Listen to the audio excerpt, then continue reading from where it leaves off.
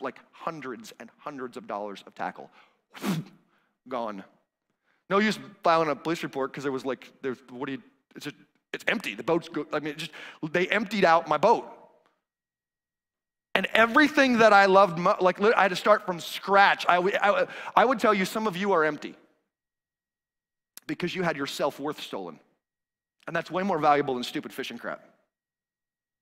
You realize that, right? Like you get up in the morning and you can't figure out how valuable you are. You're always, literally there are three things that steal your self-worth in our world. And I want you to write these down. The first one is the world. Do you know what 1 John 3 verse 13 says? It says, do not be surprised, my brothers, if the world what? If the world what? Do you realize that most people are not out for your good? They are out for themselves. And so they're always saying, you're not good enough. You're not strong enough. You're not valuable enough. You're not pretty enough. Christian people look at other Christian people and say, you're not spiritual enough. You spend your life in a world that always says, you're not enough. You're not enough. You're not enough. You're not enough. And you start to believe it after time. You start to really go, yeah, you're right. Like, I'm just not. And some of you, it was worse. You had parents that literally spoke over your lives words of death. You're stupid.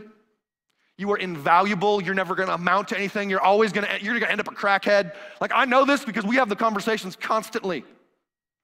And the way in which you were beaten emotionally into the ground because, let's not be surprised, the world hates you. If you decide to become a Christ follower, it's going to hate you even more. Happy thoughts on why you should be Christian. If they hated Jesus, are they going to hate you?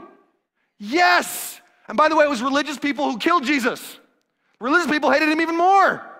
So if you decide you're going to follow Christ, you're going to have a whole group of enemies that are going to hate on you. They're going to say you're not good enough, you're not valuable enough, you're not strong enough, you're not powerful enough, you're not sexy enough, you're not man enough all the time.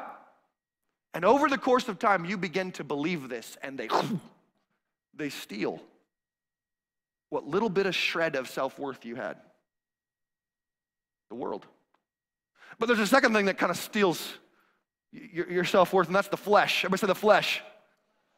Romans chapter 7, verse 18 says, I know that in me, that is in my flesh, dwells nothing good, or nothing good dwells. By the way, your flesh, your skin, you know how bad you are. That's what we're really talking about here. Like when nobody else is around, and the real you is like everybody's got masks on right now. I got the church me on. But when you're not around people and the real